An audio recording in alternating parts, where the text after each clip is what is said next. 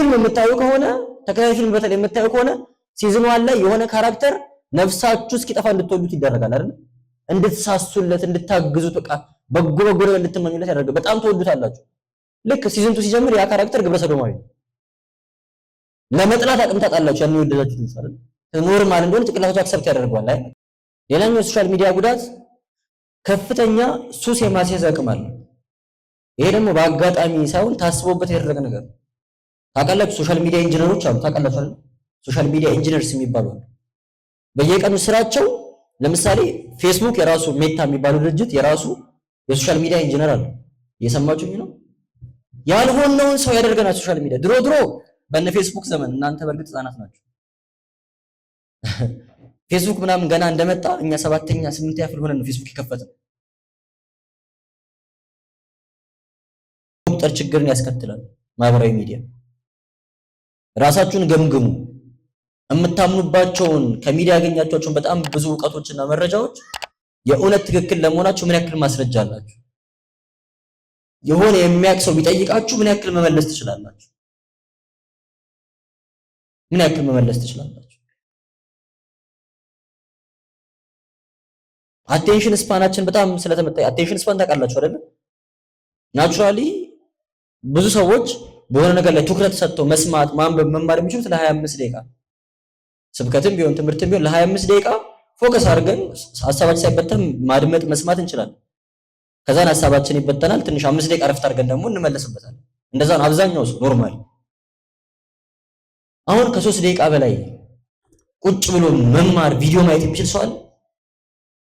ፊልም አላስጠላችሁም? ሆነ እንደ ድሮ ፊልም ታያላችሁ? ቲክቶክ ከመጣ በኋላ 2 ሰዓት 1 ሰዓት የሚረዝም ፊልም ላለማየት ታይምስ ቱ ላይ ተደርጎ ፍጥረቱ አይቻለሁ ለማለት ብቻ ማለት ነው። ስብከት ታይምስ ቱ ላይ አድርገን 20 ደቂቃ 30 ደቂቃ ብዙ ሆኖብን ፍጥነት እንጨምራለን ቶሎ እንዲያልቅ።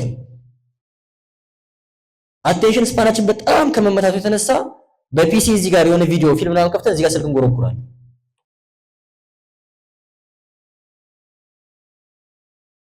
ብልሽት ብለናል ማለት ነው።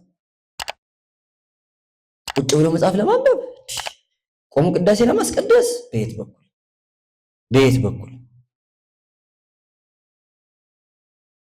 ቶሎ አጠር አድርጎ ሰብሰብ አድርጎ መረጃ የሚነግረን ሰው ነው የሚፈልገው። ያችን መረጃ ለማጣራት ለመመርመር ለመገምገም ጊዜ የለንም። በቃ የተቀበልናትን ያችን አጭር ሰመራይዝ የተደረገች መረጃ ዕውቀት አድርገን ተቀብለን ህይወታችንን በዛ መረጃ ላይ መስርተን እንኖራለን። ከዛ መረጃ ተቃራኒውን ሐሳብ የሚናገር ሲኖር ደማችን ይፈላል። እንደምናቅሱ እርግጠኛ ሆነን እንከራከራለን። እንዴት እንደዛ ታስባለህ ብለን ማለት ነው። እስቲ ማስረጃ ብንባል መልስ የለም። ወደ ራስ መመልከት ጥሩ። ሌላኛው በፈቃዳችንም ይሁን ያለ ፈቃዳችን ለኃጢአት የሚያጋልጡ ምስሎችን፣ ለኃጢአት የሚያጋልጡ ሐሳቦችን እንድናገኝ ያደርጋል። ሎጊዝም ወይ ይሉታል ፈረንጆቹ። ወደ ኃጢአት የሚመራ ሐሳብ ማለት ነው። እውነት ነው። ሶሻል ሚዲያ ላይ የምናየው ነገር ሁሉ መምረጥ አንችልም። መርጠን ስራዬ ብለን ሊንክ አስገብተን ሰርች አድርገን የምናያቸው ክፉ ነገሮች አሉ።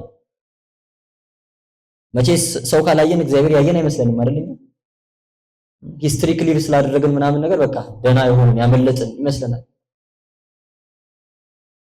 ግን ደግሞ ማየት ክፉ ነገሮችን ማየት ባንፈልግ እንኳን ወደ ኃጢአት የሚመሩ ሐሳቦችን ወደ ኃጢአት የሚመሩ ምስሎችን የማየት እድል አለ። ሶሻል ሚዲያ ላይ ስንቀመጥ የሚገፋፉ ነገሮችን ማለት ነው። የሚገፋፉ ክፉ ሐሳቦችን እናያለን። ይሄ ደግሞ መጀመሪያ የሚያሰጠን የሐሳብ ንጽህና ነው። የሐሳብ ቅድስናን ያሰጠን። የሐሳቡን ንጽህና ያጣ ሰው ደግሞ ሰውነቱን ንጹህ አድርጎ መጠበቅ ይከብዳል።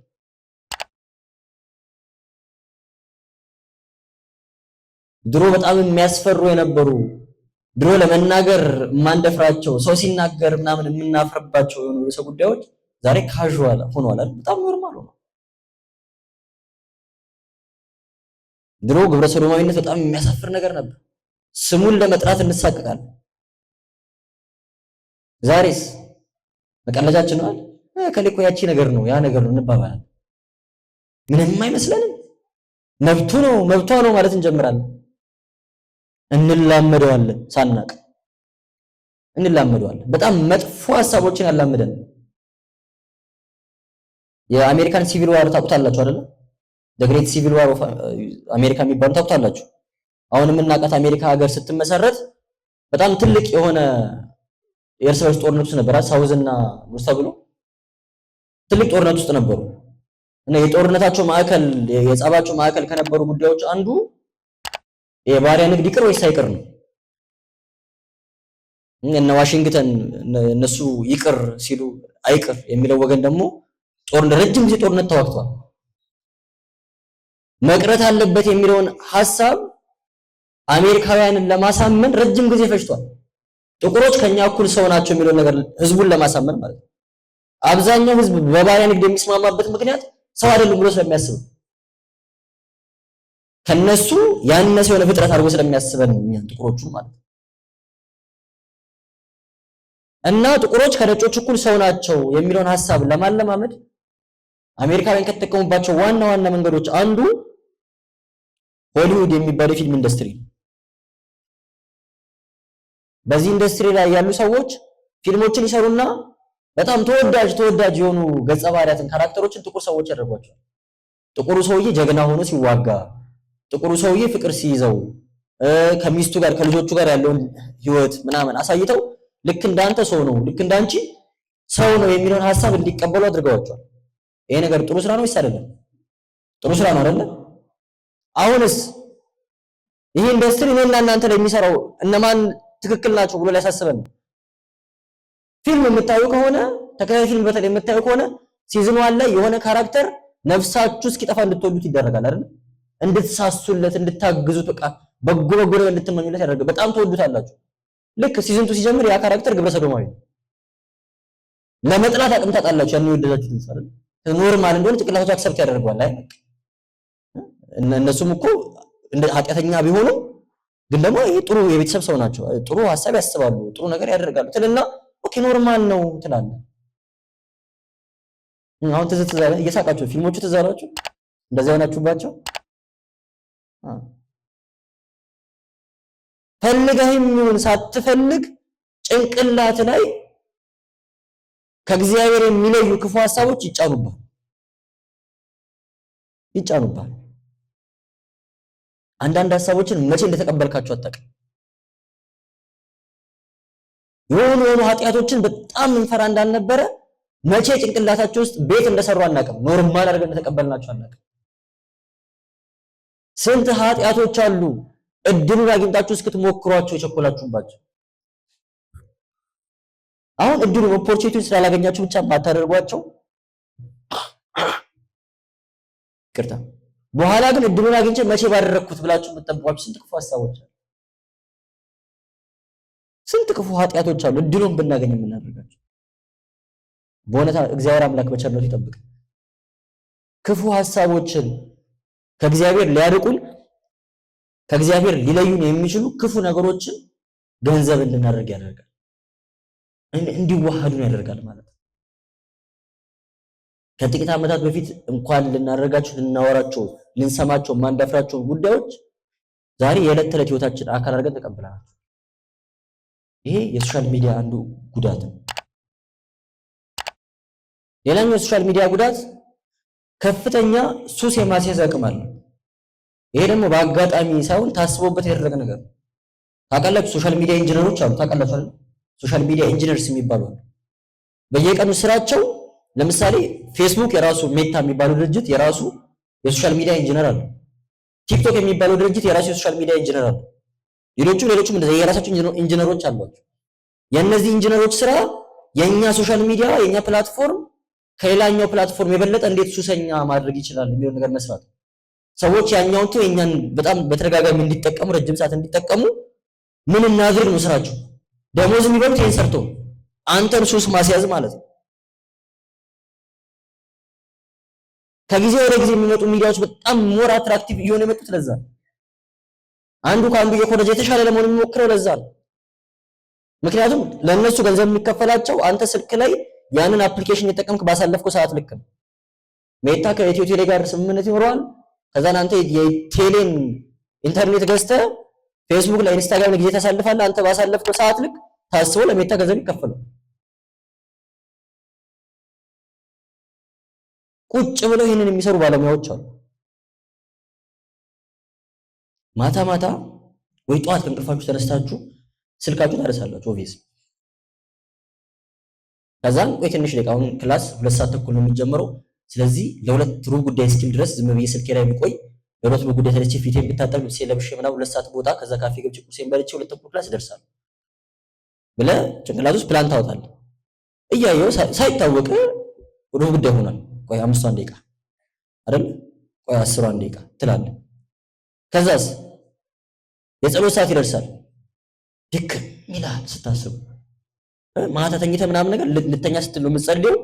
ስልክህን እየነካ ነው። መሽቷል፣ ሞታል። አንዳንዴ የሆነ ሰው መጥቶ ስልካችሁን ቢቀማችሁ ተመኝታችሁ አታውቁም? ድክም ብሏችሁ ራሳችሁን አሟችሁ ግን እጃችሁ አላቆም ብሏችሁ የሆነ ሰው መጥቶ ቢወስድላችሁ ትመኛላችሁ። አንዴ ስልካችሁ በእጃችሁ ልክ ጸሎት ሰዓት ሲደርስ ወይኔ ረፈደ ትላለህ። ስለዚህ ጸሎት ኮምፕሮማይዝ ቢደረግ ችግር የለውም። ረፍዷል፣ ስለረፈደብኝ ያልጸለይኩት ተነስተህ ወደምትሄድበት ትሄዳለህ ወይ ትተኛለህ። በጣም ሱሰኛ መሆን እንዳትጸልይ አድርጎሃል። በጣም ሱሰኛ መሆን ቤተክርስቲያን እንዳትመጣ አድርጎሃል። ቃል እግዚአብሔር እንዳትማር አድርጎሃል። መጽሐፍ ቅዱስ እንዳታነባ አድርጎሃል። ሶሻል ሚዲያ ስክሮል እያደረግን በጣም እየሳክ ደስ እያለ መንፈሳዊ ነገር ሲመጣ ቶሎ ተሰልፋል አይደል? ደግሞ አሉ እነዚህ በማርያም ብለው የሚጀምሩ ሰዎች አሉ። እነሱ እንዳይመጡብህ ብለህ ኃጢአት አይደለም። እሺ እነሱ በማርያም ስክሮል እንዳታደርግ ብሏችሁ ስክሮል ስላደረጋችሁ ኃጢአት ሰራችሁ መስላችሁ ሰዎች ካላችሁ ኃጢአት አይደለም። ይሄ ግዝት ነውር ነው። ስመ እግዚአብሔር ምናምን አይጠራም። ዝም ብሎ ሜዳ ላይ ነውር ነው።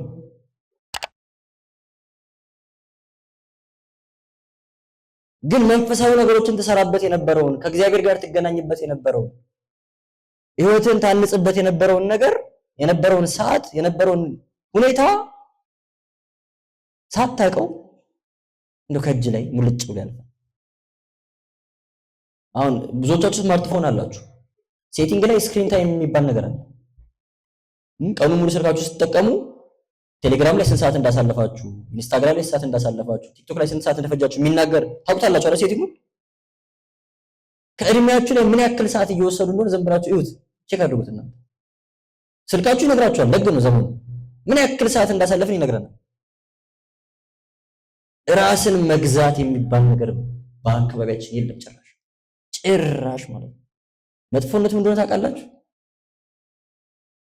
በዚህ ሚዲያ ምክንያት ራስን መግዛት የሚባለውን ምግባር ቨርቹ ካጣችሁ እና እንደፈቃዳችሁ የምትሆኑ ሰዎች ከሆናችሁ ለሌላ ለየትኛው ማጥያት ራሳችሁ መግዛታችሁ ይህንን እምቢ ማለት ካልቻላችሁ ሌላ ምንም ነገር እምቢ ማለታችሁ ያለማምዳችኋል። ልቅ መሆንን ከህግ ውጪ መኖርን ያለማምዳል። በጣም መጥፎ ነው። በጣም መጥፎ ነው። እድሜያችንን በጣም ብዙ ሰዓቱን የምናሳልፈው ሶሻል ሚዲያ ላይ ሳይታወቅ ቀናችንን ያቃጠልን አይመስለንም። የሆነ ጥፋት ያጠፋን አይመስለንም። ስለ ሳቅን ደስ ስላለን ቅድም ያልኳችሁን የተቆራረጡ መረጃዎች ስላገኘን የሆነ ፕሮዳክቲቭ የሆነ ጊዜ ያሳለፍን መስለን ሰዎች ማለት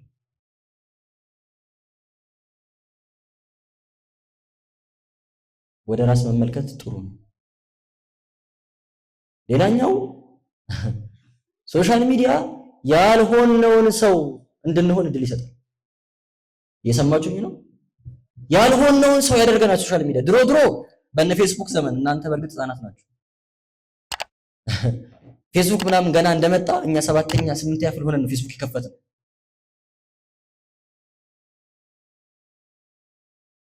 ፌክ አካውንት ለመክፈት እድል ይሰጣል። በምንም ቼክ ማድረጋችን ያልሆንከውን ሰው ትሆናለህ። እርድና ይመስላል ሰዎች የስንት ሰው ተበላሽቷል በዚህ ታውቃላችሁ አይደል? ካትፊሽ ተደርገው ገና ሲጀምር እንደዛ ነበር የጀመረው። የውሸት ስም የውሸት ፎቶ ምናምን ተለጥፎ የውሸት ስም የውሸት ፎቶ ተለጥፎ ማለት በጣም ለመዋሸት ይመቻል። ያልሆንከው ነኝ ብለህ የፈለግከውን ታወራለህ፣ የፈለግከውን ትጽፋለህ። ቼክ የሚያደርግ ሰው የለም። በጣም ለመዋሸት እድል ይሰጣል። ለስድብና ለሐሜት እድል ይሰጣል። ሶሻል ሚዲያ ላይ ቁጭ ብሎ መጥፎ ኮሜንት የሚጽፍ ሰው በኮሜንት የሰደበውን ሰው በአካል ቢያገኘው ፊት ለፊቱ ቆሞ እንደዛ ይናገር። ሶሻል ሚዲያ ላይ ገጥሟቸው አያውቁም?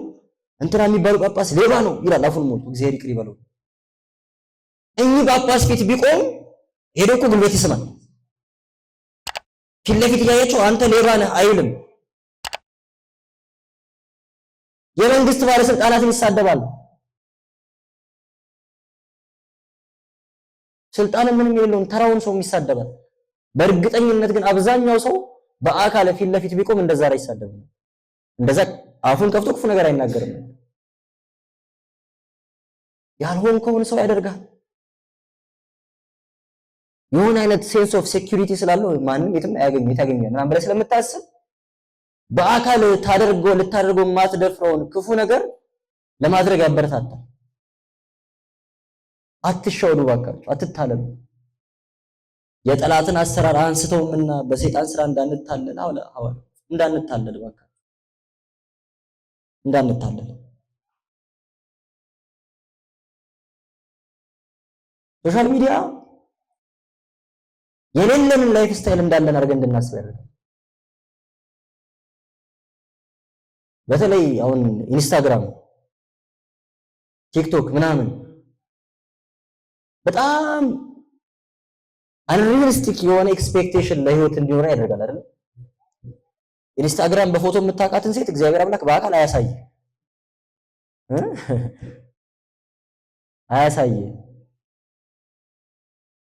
ከዛን የእነሱን ህይወት አይተህ የራስን ህይወት ትጠላላት። ምንድነው ያጠፋሁት? የቱ ጋር ነው የተሳሳትኩት? የኔ እኩያ ነች። አሁን የኔ ወላጆች ወላጅ ተብሎ ይጠራሉ?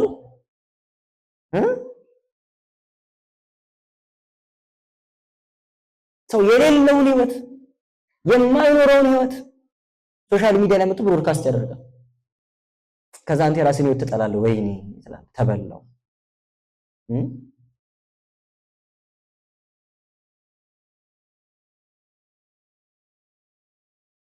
ከዛስ ተጋግጠን ተሟሙተን የሌለን ህይወት ልክ እንዳለው ሰው ለመታየት እኛም እዛ ላይ ፖስት ለማድረግ መከራችንን ነው።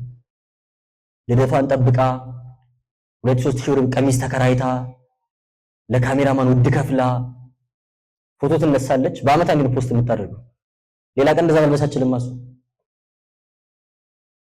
ከዛም ፎቶ አለ የሚያሰው ወይ ጥሩ ህይወት አላት ብሎ ያስባል።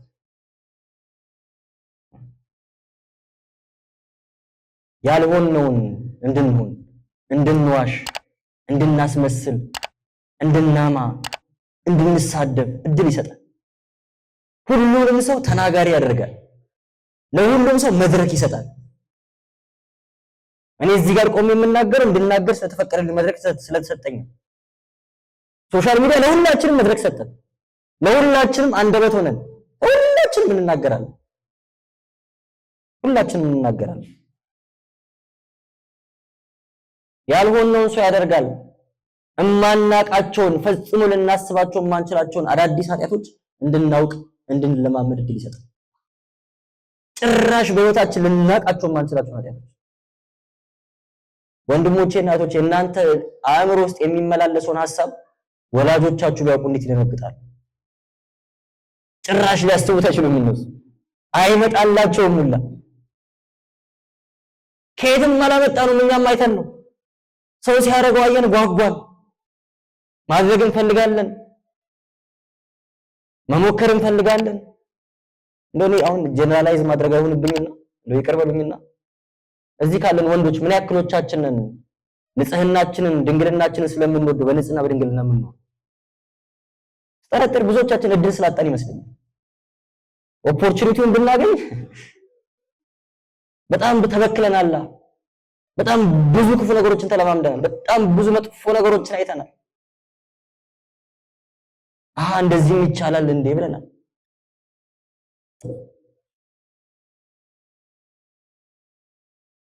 ሶሻል ሚዲያ ላይ ሰዎች በቃ የሚታወቀውን ሁሉ ክፉ ነገር ጨርሰው አዲስ ኃጢአት ለመፍጠር የሚጋጋጡበት ቦታ፣ በአዲስ መንገድ ኃጢአት ለመስራት ማለት ነው። ፈጽሞ የማናቃቸውን ፈጽሞ የማናስባቸውን ክፉ ሐሳቦች እንድንለማመድ እድል ይሰጣል። ሰዓቴ በጣም እየሄደ ድብርትን፣ ብቸኝነትን፣ ተስፋ መቁረጥን ያስከትላል። ምን አይነት ችግር አለብን መሰላችሁ? ትንሽ ዲፕረስድ ስንሆን ትንሽ ስንደበር ከዛ ድባቴ ከዛ ድበር የሚያወጣን ነገር ከማድረግ ይልቅ ፊድ እናደርገዋለን፣ እንመግበዋለን። ድብር ደብሮኛል ዛሬ እሺ፣ ስለዚህ ከዶርም አልወጣም ፊልም ሳይ ነው ሙሉ አይደለ? ስለደበረኝ ከአልጋ ያልነሳም። ስለዚህ ቁጭ ብለን አንድ ሲዝን በአንድ ቀን እንጨርሳለን። ፊልሙ ሲያክል ድብርታችን እናቀቃለን። እንዴ የባሰ ደብሮ የባሰ መተኛት ፈልገን ነው የምንነሳው አይደል? በቃ ዝገን ማለት ነው። አንድ ሁለተኛ ቅድም ያልነው ሰዎች አንሪያሊስቲክ የሆነ ኑሮን ሲኖሩ እንመለከታለን። የማይመስል የውሸት ፍቅርን እናያለን ሶሻል ሚዲያ ላይ፣ በአካል የሌለ ፍቅርም ማለት ነው። ብቸኝነት ይሰማናል። ማንም እንደዚህ ሊወደኝ አይችልም። የእንትና ቦይፍሬንድ እኮ አላየሽም ባለፈው እንትን ላይ እንደዚህ ገዛላት፣ አንተ ግን እኔ ወንድም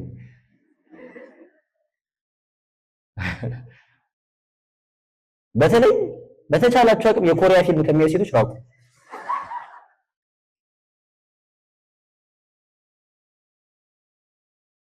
እነሱ ያሉበት የዲሉዥን ሌቭል ሌላ ነው። በጣም አንሪያሊስቲክ ስለሆነ ማለት ነው። አንቺንም ተስፋ ያስቆርጣል፣ እዛ የምታየው ነገር እሱንም ተስፋ ያስቆርጣል። ሎንሊ ትሆኛለሽ። እኔ ስለማይወደኝ ቢወደኝማ እንደዚህ ያደርግልኝ ነበር። እኔማ መቼም የዚህ ላይፍ ስታይል ልደርስ አልችልም። ወደ ቤት መሄድ ከቤተሰቦችሽ ጋር መኖር ያስጠላሻል። እዚህ ያየውን ላይፍ ስታይል እዛ እንደማታገኙ ታውቃለህ። ስለዚህ እንደሌለ ላለማመን ያለው ሰው መስለን መታየት ደግሞ ትጋጋጣለህ። ብቸኝነት ይሰማሃል፣ ድብርት ይሰማሃል፣ ተስፋ ትቆርጣለህ። ይሄ ደግሞ መንፈሳዊ ዝለትን ያመጣል። መንፈሳዊ ዝለትን ያመጣል። ልክ መንፈሳዊ ዝለት ሲመጣ የመጀመሪያ ምልክቱ መንፈሳዊ ነገር ሁሉ ያስጠላል። መንፈሳዊ የሆኑ ሰዎች ያስጠሉሃል። አንተ የገባበት ይሄ ዲሉዥን ትክክል አይደለም የሚለው ሰው መስማት አትፈልግም።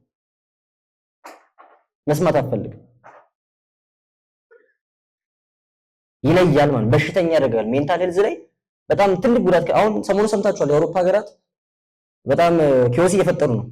ቲክቶካችሁን አሁን እያስቸገራችሁ አይደል? ፎቶ ምናምን ሎድ ያደርጋል ቲክቶክ፣ አፕግሬድ እያደረጉት ነው በየቦታው። ከ16 ዓመት በታች የሆኑ ህፃናት ምንም አይነት ሶሻል ሚዲያ አካውንት እንዳይኖራቸው ያደረጉ። ምክንያቱም እያደረሰ ያለው የአእምሮ ህመም ችግር በጣም ከጊዜ ወደ ጊዜ በጣም እየከፋ ስለሆነ ማለት ነው።